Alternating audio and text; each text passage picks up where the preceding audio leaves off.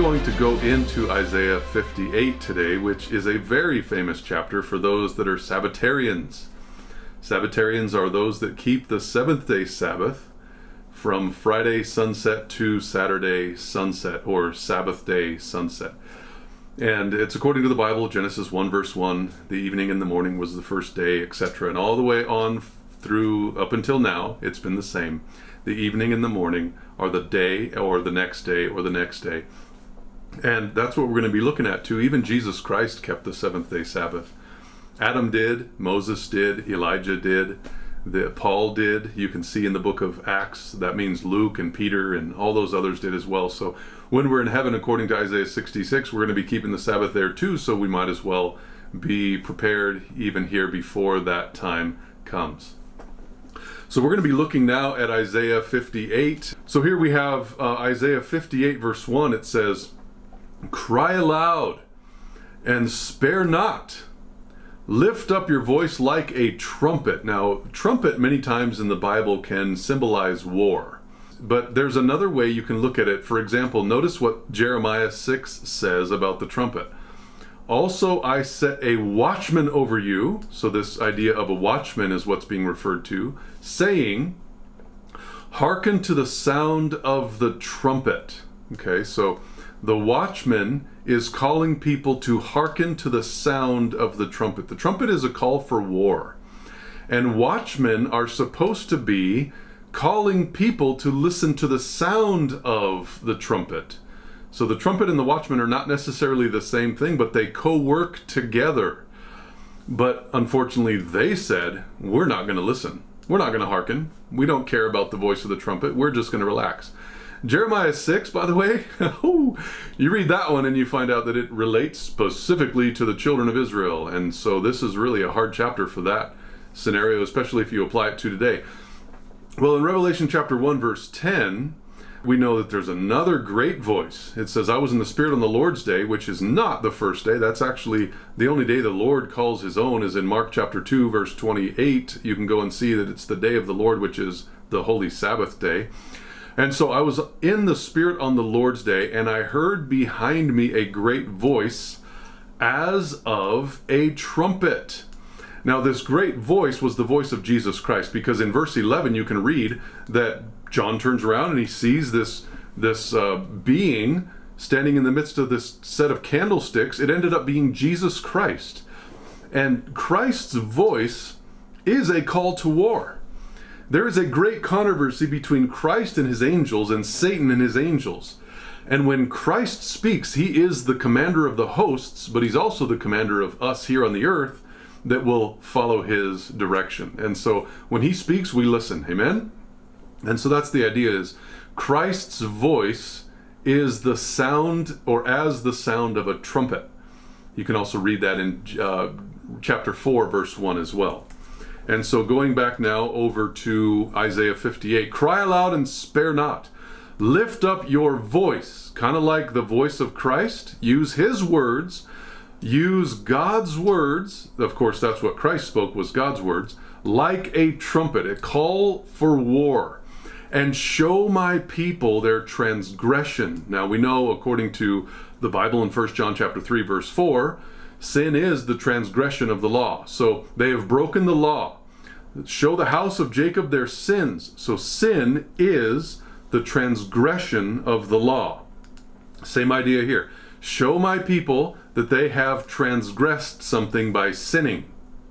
And now the house of Jacob, we know that they are the unconverted Israelites. This is back before Jacob became Israel. And so it says here in verse 2, "They seek me daily, and they delight to know my ways, as a nation that did righteousness." So they're seeking God. They're wanting to know his ways. They're reading and they're trying to figure stuff out, but it's as, not a, but as.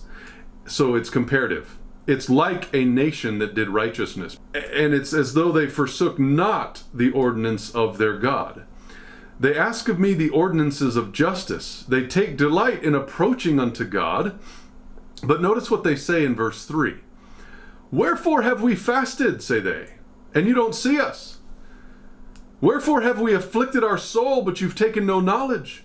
Behold, in the day of your fast you find pleasure, and you exact all your labors. You know, back in the day when the early church was trying to continue spreading the gospel, and there was a lot of persecution that came in against them, like in the 100s and onward, 100 AD and onward, you find that the Sabbath was kept. Of course, it was kept by the apostles, and it was taught to those that were Gentiles coming into the faith, and also the Jews that had accepted Christ were also keeping the Sabbath.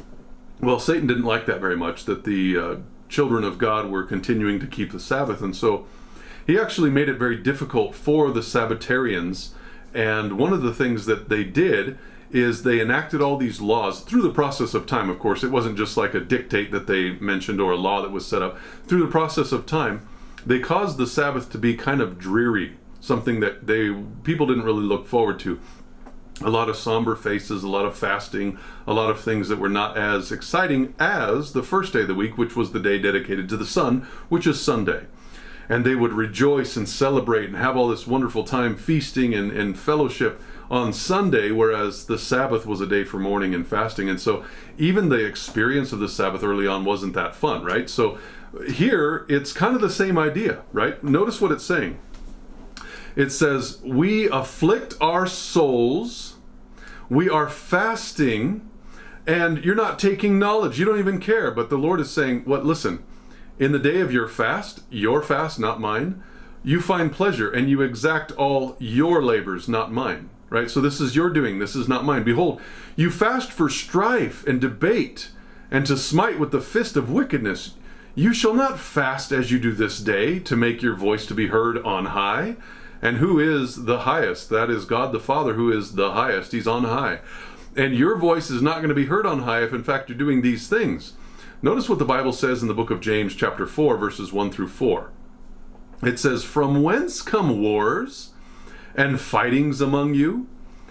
Come they not hence, even of your lusts that war in your members? So hearkening back to chapter 7 of the book of Romans. You lust and you have not. You kill and you desire to have, and you cannot obtain. You fight and war, yet you have not, because you ask not. You ask and receive not, because you ask amiss, that you may consume it upon your lusts. You are adulterers and adulteresses. Know you not that the friendship of the world is enmity with God? Whosoever therefore shall be a friend of the world is the enemy of God. And so here, even in the early church, the new church after Christ had ascended, they were asking for things contrary to God's will, just like what was happening in the Old Testament. They were fighting, they were striving, they were asking amiss, just like it said in James. And here they're fasting, asking for the ability to strife and debate. Lord, help us to win this fight. Help us to gain victory with our words, against those that are not speaking the truth. And you know, we really have a lot of that going on today on Facebook, right? People that know the truth sometimes can come across so irreverently, so full of mocking, so full of the wrong spirit. I have called a couple of people out in the past, and it really upset some of them. And one of them particularly, I've called out more than just one, but one of them particularly really came unglued, and we basically lost our friendship after that. But the point is, we're not supposed to study so that we can answer everybody's objectives and win the war of arguments. It was mentioned earlier, you know, in our fellowship, we're not called to win arguments. Now, there was a time where I was asked, I don't know how long ago now, a year or so, year and a half ago maybe, I was asked to have a debate with a Trinitarian Seventh-day Adventist. I'll put the graphic up for those who haven't seen it. It's a pretty interesting 3-hour presentation. I was actually told that it was going to be an hour, that there's a list of questions that were sent to both of us. We both had 6 weeks to be able to go through over those questions. And so I took time to answer them, and I put notes together and everything, and had these thoughts in my head. And so when the only reason I accepted that and was willing to go into it is because I agreed beforehand. Like, I will not argue. I actually just mentioned it beforehand. I will not argue. If he's saying something negative toward me, I'm not going to respond. I'm going to try to keep it really sweet and mellow. And he said, no, you got to know this guy. He's really mellow. He's really cool. He doesn't come up and, arch his back like a cat would if you're going to say something to him that's contrary to his thinking. I said, okay, if that's the way, then we'll do it. And so it was supposed to be an hour. It ended up being 3 full hours of interview because the moderator kept just asking questions and wanting to clarify. And so anyway, you can see that online. But there have been other times where people have said, you think you're right? Why don't we meet together on Facebook? We'll do it live and we'll interact and we'll see who's right. And I thought, no, that's not the right spirit. And I rejected those. So, we can do it if there's a willingness to have the Spirit of Christ. But if not, then it's not even worth our time. It's not worth going into those things. If somebody has that kind of attitude, just don't cast your pearls to swine and go and find another person that's willing to listen to what the Spirit is saying to the churches. That's my appeal. And that's what's happening here, I think, in the book of Isaiah, is we're trying to fast and strive for debate. We want to smite people with the fists of our wicked words. And we try to call them righteous words, but they actually end up being wicked the way that they're brought up in the context of how some people do that. So God is asking, is it such a fast that I have chosen? A day, which is the Sabbath, remember, because this is the context of the Sabbath. We saw that in the verse 1 and 2. A day for a man to afflict his soul? Is it to bow down his head as a bulrush and to spread sackcloth and ashes under him? Will you call this a fast and an acceptable day of the Lord? I mean, is this the way that Christ has said we're supposed to fast and have our head down and be afflicted and that kind of thing? Well, what did Jesus say? Right here in Matthew chapter 6, verse 16 through 18, it says, moreover, when you fast, be not as the hypocrites. The hypocrites, of course, are the Pharisees. Don't be of a sad countenance, like, oh, I haven't eaten for a day and a half, woe is me, but I'm righteous and God is going to hear me. No, don't do that. For they disfigure their faces, that they may appear to men to fast. Verily I say unto you, they have their reward, and it's not a good one, unfortunately. But thou, when you fast, anoint your head and wash your face. I mean, like, straighten up. That you appear not unto men to fast, but unto thy Father which is in secret. And your Father, which sees in secret, shall reward you openly. And so the Pharisees of the Old Testament, the children of Israel, they didn't understand that. And so they were saying, God, you haven't heard our voice, like it says in verse 2, right? You haven't seen our fasting. We've afflicted our soul, but you haven't taken any knowledge, right? So God is asking, is that the way to do it? No, absolutely not. In verse 6 of Isaiah 58, is not this the fast that I have chosen? To loose the bands of wickedness? To undo the heavy burdens and to let the oppressed go free? That you break every yoke? Of course, being delivered from those that are in the bonds of sin. What does it say here in Luke chapter 4, verse 16? Jesus came to Nazareth where he had been brought up. And as his custom was, he went into the synagogue on the Sabbath day and he stood up for to read. And there was delivered unto him the book of the prophet Isaiah. And when he had opened the book, he found the place where it was written, the Spirit of the Lord is upon me, he said, because he has anointed me not to win arguments, but to preach the gospel to the poor. He hath sent me to heal the brokenhearted, to preach deliverance to the captives, and recovering of sight to the blind, to set at liberty them that are bruised. And this is the exact thing that God has called us to do. If we're going to fast, if we're going to afflict our soul, you don't go mourning around and moping as though you haven't eaten and you're looking as though you're sad and forlorn. No, God has said that he has asked you to loose the bands of wickedness like his son, to undo the heavy burdens and let the oppressed go free, that you break every yoke. This is what God is asking for. And that experience of winning souls and giving people deliverance from the things that set them bound unto sin is the most amazing experience you could ever go through. If you've never been able to actually go share the gospel with somebody, Love them like a brother or a sister, giving them water, giving them clothes, giving them food, helping them with a ride, giving them a book, whatever it is, however it is that God is going to interact with that person through you, co-working with you. If you haven't been able to do that, to see somebody come to the point where their life is radically changed and now they're serving God, perhaps they're a missionary, they're a pastor, they're, somebody who's just evangelistic at their work or at their school.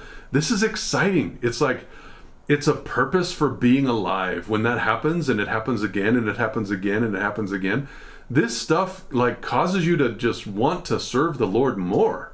And that's what God is calling us to afflict our souls for, not to win arguments and be able to be sharp in our minds so that we can like pin those Trinitarians to the floor with certain texts like as though they're daggers. No, this is not what God is calling us to do. We're supposed to be loving and kind and patient. We're not to cast our pearls unto swine. We're to kick the dust off of our feet if we're not invited somewhere and just go somewhere else. Like, I'm really good at that. If you don't want to hear me, I'm not going to talk to you. I don't have to talk. I'll just be quiet, and I'm fine with that. But if you want to hear me, I'll tell you all day about what the Bible says because you want to hear. And so I'm just naturally good at that because I'm really not really, how would you say, outgoing. I'm much more introverted naturally. God has called me to be a pastor, and since then I've been more extroverted, but naturally I'm introverted. And if you don't want to hear what I want to say, no problem. I'll just keep quiet and just watch. So, some of us, we struggle with reaching out and sharing because we are introverted like I have been in the past and like I naturally really am. But if you have not actually gone and shared the gospel with somebody, if you're feeling the call and this is exciting, all the stuff that God is telling you, but you don't want to open your mouth because you're a little afraid, I challenge you to pray for God to open the opportunity for you to have that meeting with somebody who you can share with.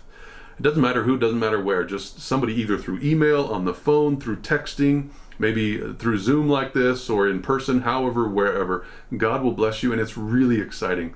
So that's what it's about. Isaiah 58 and the Sabbath keeping and the afflicting the souls and that kind of thing is for the purpose of doing good. You can see a lot of principles in the Bible for Sabbath keeping. I'm not going to get into that today. We're just going to try to get through the verses and try to apply them here and try to understand how Christ saw some of these things as well, and some of the apostles. But in the Bible, there are lots of principles of Sabbath keeping, and many of them show that we can actually help other people out. That's a good day to do ministry, either preaching, teaching, going and helping those that are less fortunate, etc. That's a great time to do it. So here we're going to see this further as we continue on in the Isaiah 58 study. Is not the day that I've called you to do these things? Is it not a day to deal your bread to the hungry? Just like I was talking about, the less fortunate. And that thou bring the poor that are cast out to your house? When was the last time you brought somebody to your house for fellowship meal, right? That's what that's talking about. And yeah, sure, the poor, there's lots of poor in lots of places. And we can find those people and give them various opportunities to eat and relax and be clean, etc. When you see the naked, you're to cover them, right? In fact, just the other day, I'm going to share this just because it's applicable here. The other day down in Los Angeles, we had taken, my mother's here with us, and I can see your name, Mother, good to see you. We had taken a lady from where we live down, it's about a 4-hour drive down to the LA area where we were going to be staying in a hotel, and drop her off and stay there so that if she needed anything, we can bring it to her. Whether it be like, for example, I had to bring her yesterday her phone charger because she had forgotten her phone charger when she came into the hospital. And of course, you need your phone, right? Because you're going to be there for how long? So she just had surgery in her brain. And my mother's there, so when she's released, she'll be able to pick her up right away instead of waiting 4 hours to go down and get her. And so when I had gotten there, they had just eaten. But the meals that were served them were so large that the gal that was getting surgery literally only ate about a third of this very large Mexican dish that had been given. And I thought, you know what? I should go walking around, because we're in LA. I should go walking around to see if there's anybody homeless that could use this food. And so I started walking around, and I couldn't see anybody that was even outside. Everybody was inside. There was a couple of cars going by, but I kept walking, and I got 2 or 3 blocks down the road. And right in front of a 7-Eleven, which is like a convenience store, there was a guy who was sitting there eating. I walked up to him and I said, "Hey man, do you know anybody else that needs some food?" And he looked up and intelligently said, "Well, I think I'm going to be hungry after I finish this. I mean, I could use some." I said, "Right on. I mean, if you walk with me, I will go down to this hotel right down the road and I'll give you some food." And you could see he was a little bit like, "Well, I'm kind of in the middle of eating." And so I said, "You know what? Don't worry about it. I'm going to go over there. I'll get it. And I'll start walking back. If you end up walking that direction, we'll just meet halfway." I said, "I'll be on that side of the road." And he's like, "Okay, cool, man." So I walked back there, got the food. I put a couple of waters in my pocket. And I started walking back. And I can see we met. And I gave him the food. And he was like, "Thank you, man. This is really great." And then he started telling me about how he was on his way to the North Pole. And he was going to meet his friends who... they were like completely over electronics, because electronics were watching us and you know, like trying to listen to everything we say and do. And a lot of it was right and true, but he wasn't going to the North Pole, and his friends were not going to do the rest of the stuff that he was telling me they were going to do. So, I mean, obviously he had lost some of his thinking, but at first he seemed very intelligent, and it was like a good feeling to be able to help somebody in that setting. And so that just happened the other day. Anyways, this is kind of like an application here to this verse. Is it not to deal your bread to the hungry and to give those that are poor something that's in your house, like bring them to your house? And he wasn't about to come to my house. He was on a mission, this guy that I had met. "But when thou seest the naked, that you're to cover him and not hide yourself from your own flesh." I mean, isn't this the reason for the day, right? "Then," it says, oh, by the way, I'm gonna go ahead and read a verse here for chapter 58, verse 7. And it's in Acts chapter 9, verse 36. This is about a lady named Tabitha. We also know her as Dorcas. Now, what's really interesting about this lady is she was somebody who was actually caring for the sick. She was making clothes for those that didn't have clothes. She was feeding those that didn't have enough food. She was just taking care of those that were around her. And she was the very first person recorded, anyways, that I'm aware of, the very first person recorded that the apostles were able to raise from the dead. This is a huge, like, frontline newscast, okay? They had just called Tabitha from the dead. And what was she doing? She was helping the poor. And so God honored her and her lifestyle and her mission to help take care of the poor. And she wasn't just feeding them. She wasn't just clothing them. I'm positive she was also telling them about a resurrected Lord. Okay, so the feeding the poor and clothing the naked, that doesn't just mean you're making healthy and warm sinners to continue on sinning. You're trying to call them to repentance. Okay, so that's what this woman must have been doing. And so you can read her story here in the book of Acts chapter 9, verse 36. Now, there was at Joppa a certain disciple named Tabitha, which by interpretation is called Dorcas. This woman was full of good works and alms deeds, which she did. So not only good works, but she helped financially.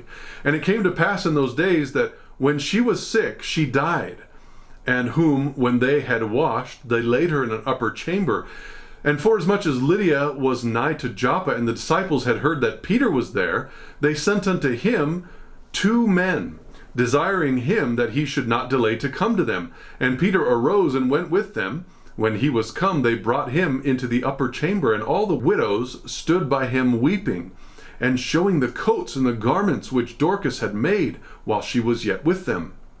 But Peter put them all forth, and kneeled down and prayed, and turning him to the body said, Tabitha, arise. And she opened her eyes, and when she saw Peter, she sat up. And he gave her his hand and lifted her up. And when he had called the saints and widows, presented her alive. And it was known throughout all Joppa. And many believed in the Lord. Now, why did many believe in the Lord? It's because this woman was taking care of the poor and doing things that were kind to those that didn't have what she had. God honored that. And Peter was able to raise her from the dead. This is huge news. I mean, ask those folk that were in Joppa. They're like, what? Are you kidding me? I mean, that was on Instagram. It was on Facebook. It was all over YouTube and everywhere. This was huge.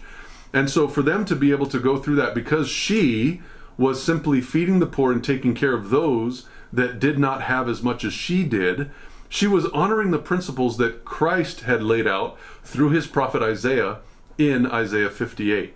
And if we can do that same thing, we can bless people. And like, I try to help as much as I can, you know, passing by somebody who needs something on the side of the road, whether it be a broken down car or whatever. In fact, just the other day, I was driving down to go to LA when I was meeting with my mother, and I saw somebody on the side of the road, and I said, hey, can I help you? And I was on the other side of the road, and he told me to call his mother. I tried to call the mother. She didn't answer the phone. I said, nobody's answering. Call my dad. So I called the dad, and unfortunately the dad was like, I'm not going to go pick him up. I'm going to go have his mother call him, and she can take care of him. And then it ended up that about, no, this is actually not when I was going down, but like a couple hours later, I came back that same direction, and this was hours later. The father didn't come, neither did the mother, but a police car was there helping this guy out. So I didn't figure I'd stop because the police was there, and I just realized like how sad it was. But the point is, if you're looking for opportunities to reach out, to share, to help, they're all over the place. God has offered those opportunities for all of us to do that. Like, for example, Benjamin, when you're surfing and you speak to that guy next to you, God is offering you an opportunity to reach out. And so we were learning about that earlier when we were first beginning this meeting. And so God has all those opportunities laid out before us. We just need to pay attention and listen. And then many will believe in the Lord, you know, because that day is coming when Pentecost again, or the latter rain comes forth. There are going to be many that believe, and it's going to be through just simple principles of Christianity that a lot of these souls are going to be won, and we're going to have opportunities to share with them. It'll be then when you're able to like actually have a heart for the poor and those that are afflicted, then shall your light break forth as the morning. And who is the light of the world? In John chapter 8 and 9, it is Jesus Christ. And your health shall spring forth speedily. You know, there's a lot of information in the writings of Ellen White that talks about when you are sick and you need strength and restoration, one of the better ways to actually gain that strength is to go and help somebody else, right? So that's what's being said here in this principle of Isaiah 58. Then shall your light break forth as the morning, and your health shall spring forth speedily. That little phrase right there actually is a text that will embody a lot of what Sister White says. For example, if you want to learn more, just go and read Ministry of Healing, good stuff. And your righteousness shall go before thee, and the glory of the Lord shall be your rearward. Now this rearward, what is that? Let me triple click this one. It's to gather. That's actually a lot of how it's translated, to gather for any purpose. Hence, to receive, take away, remove, destroy. It is a rear guard, right? So a rearward, and it's a pulling all together. This is the way it's been translated since this one. An assemblage, to bring, consume, to destroy. It's used in a lot of ways, but so I thought this was really interesting. The standard of the camp of the children of Dan, you are to set forward, okay? So the children of Dan, which was what? The rearward of all the camps throughout their hosts. So Dan was actually the tribe that they kind of had the back of the camp that was moving. Either they had been traveling and there was a rearward, like a rear guard is a way that it's translated in other places as well. But Dan was the one that was back there. I never knew that until studying this word here. And so you can see that the armed men went before the priests that blew with the trumpets, and the rearward came after the ark. And you better believe that they were also armed as well, the priests going on blowing with the trumpets.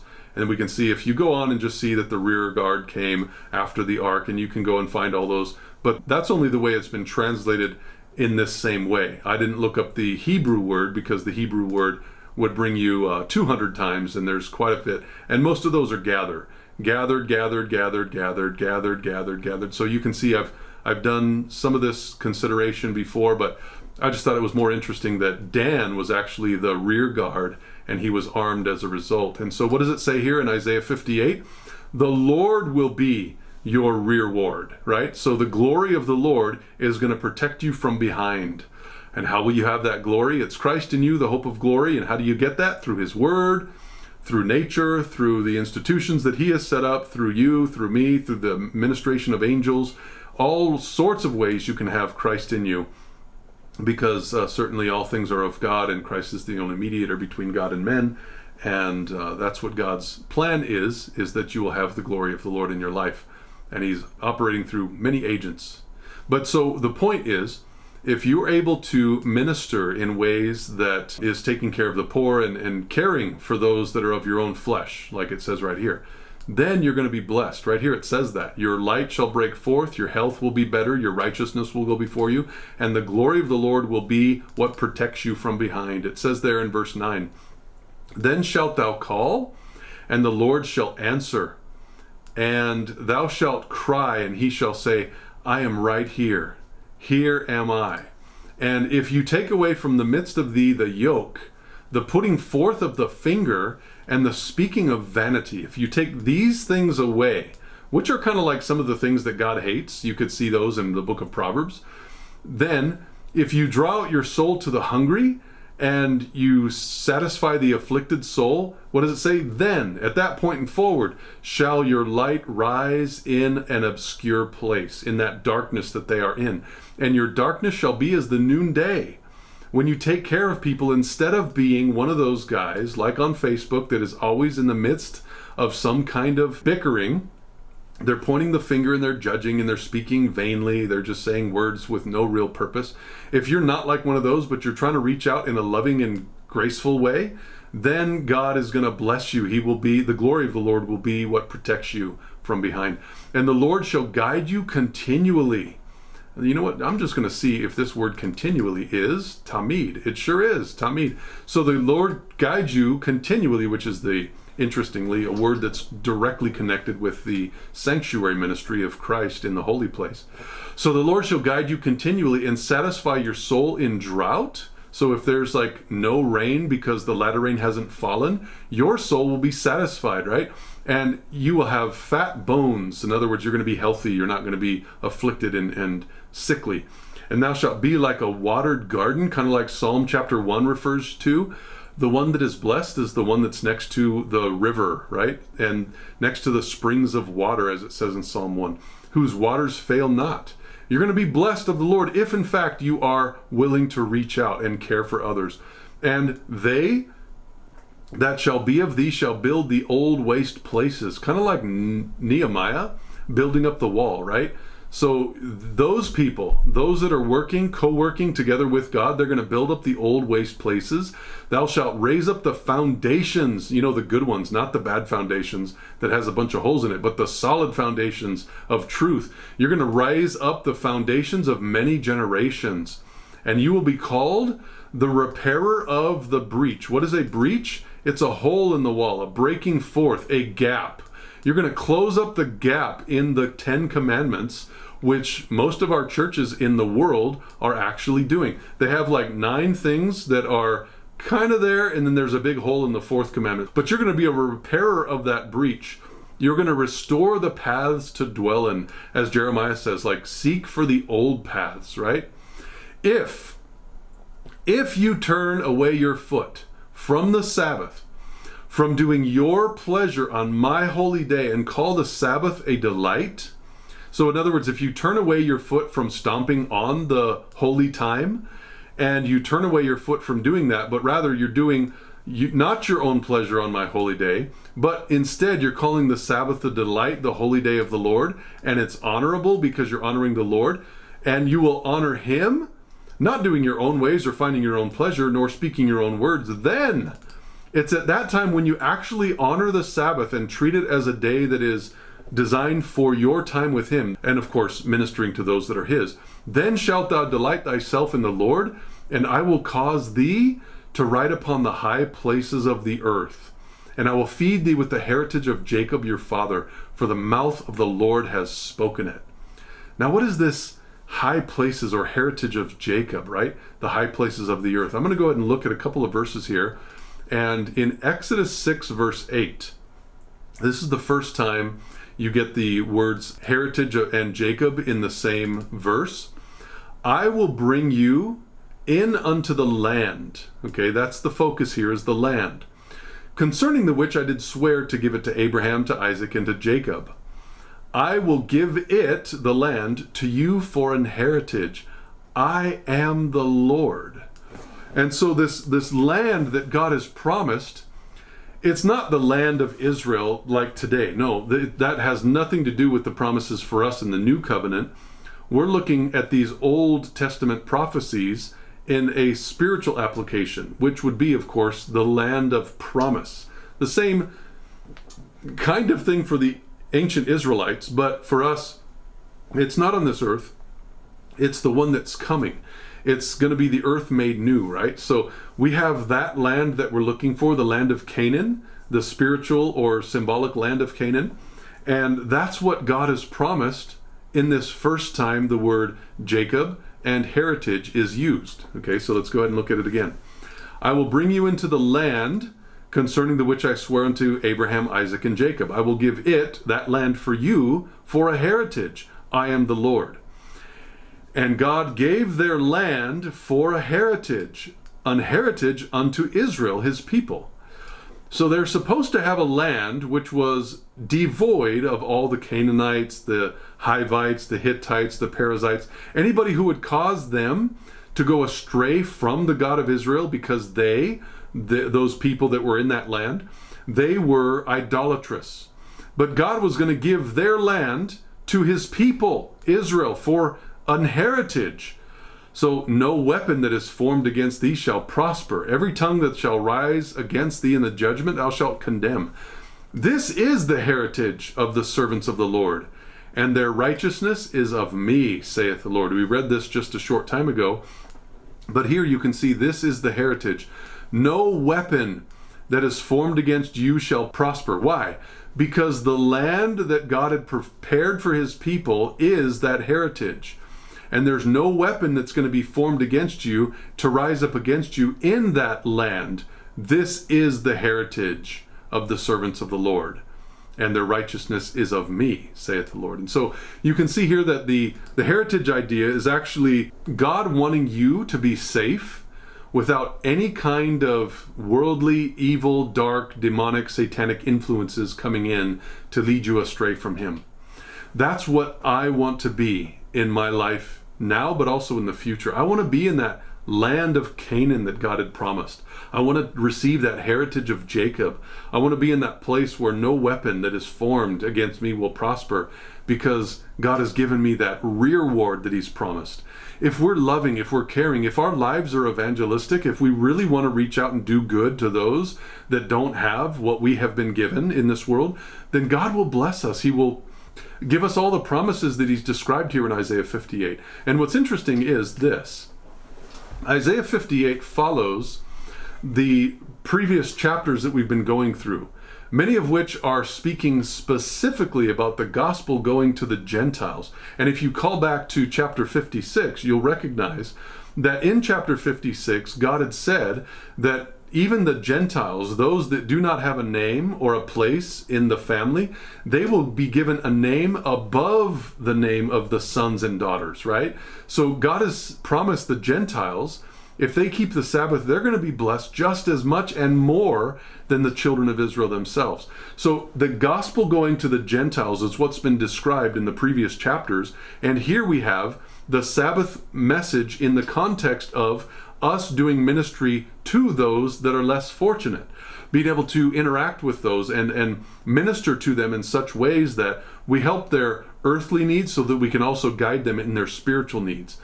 We don't just feed sinners and let them go. We want to guide them in the ways of truth, and that's what God has called us to do. So I think Isaiah 58 has given us some encouragement to go ahead and pray for those opportunities, to look for the times in which God has laid it out before us, whereby we might be able to interact with those that don't know.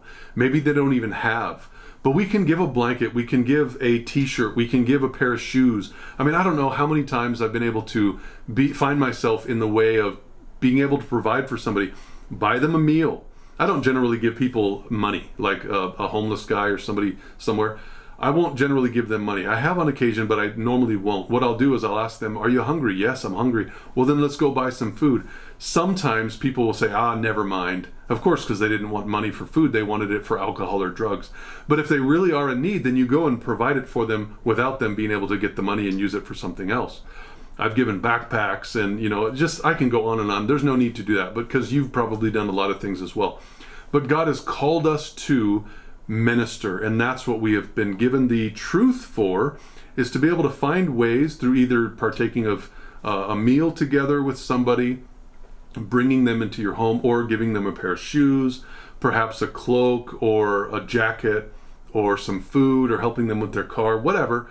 But you've got to find an opportunity somehow, even if it's just, hey, God bless you, I'll be praying for you, or whatever. If it's just a quick passing by and you're not able to sit there and study for an hour in the Bible, that's okay. Just share something as a little seed, and God will use that. So let's dedicate our lives to being willing, being useful, being tools for the Lord to use whenever, however, and however much He wants to, so that we can go and share the truth with as many as possible.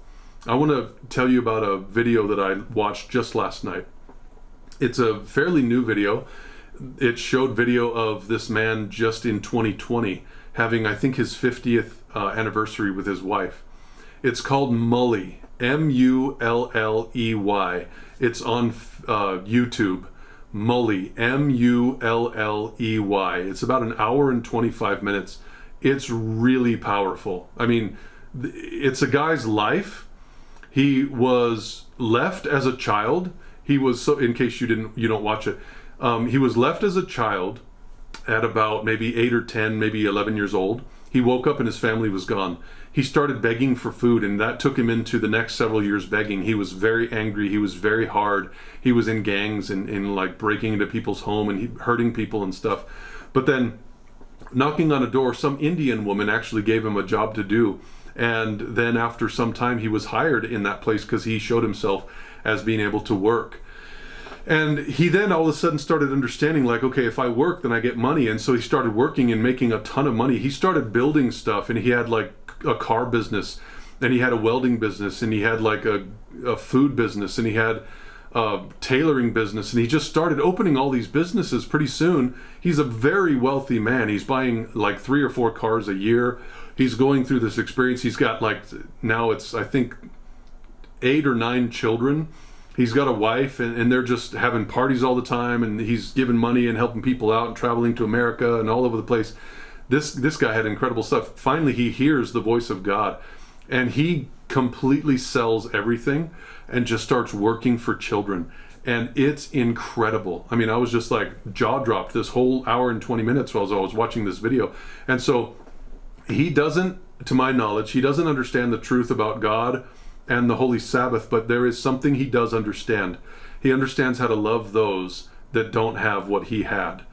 And God used it. And God is still using it, because, I mean, he's still alive to my knowledge. It was a very, very recent video. Anyways, watch that and you'll find it very encouraging. If you can't, then let me know and I'll send you a link. But let's just dedicate ourselves to the Lord to be used, and to be used wherever and however. What do you say? Let's bow our heads. Our Father in heaven, I want to thank you for giving us the opportunity to learn a little bit more about what it is that you have shared in Isaiah 58. You've given us the truth about the Sabbath, and it's not just a day to relax, what some people mockingly call lay activities. We want to be able to work and serve and use these hours as a time where we can reach out and be a blessing. I pray that you would help and lead and guide us, give us wisdom and direction, and do ministry with and for and through us, so that we can have the blessings that this chapter talks about. You being our rear ward, that righteousness will go before us, and that we'll be able to have a light shining for those that are in darkness. We just pray that you would bless us and give us that heritage of Jacob, the land of promise, the heavenly Canaan, where we will not have any kind of evil influences. We'll never have to worry about frustrations or satanic activities, etc. We'll just be blessed with that holy, peaceable, loving spirit that you have in the heavenly realms. Please keep us faithful and guide us, and thank you for this time. In Jesus' name, amen. Well, Thank you all so much for coming. There it is. John Mark found it. Thus saith the Lord, stand ye in the ways and see, and ask for the old paths wherein is the good way, and walk therein, and ye shall find rest unto your souls. The word rest Christ used in the end of Matthew 11 and also going into chapter 12, showing there's a connection with the rest and the Sabbath. And they said, we will not walk therein. Also I set watchmen over you, saying, hearken to the sound of the trumpet. But they said, we will not hearken. Oh, that was right before that trumpet one. That's good. Interestingly, I didn't even remember that. So good. Anyways, you're welcome, Lachelle. God bless you. And you too, Moenges family. Any comments or thoughts on what was shared? Trevor, you have your hand up. Yeah, rearward. I always looked at that as God has your back. Yeah, amen. I used to have a t-shirt that said, God's got my back. That's awesome. Yeah.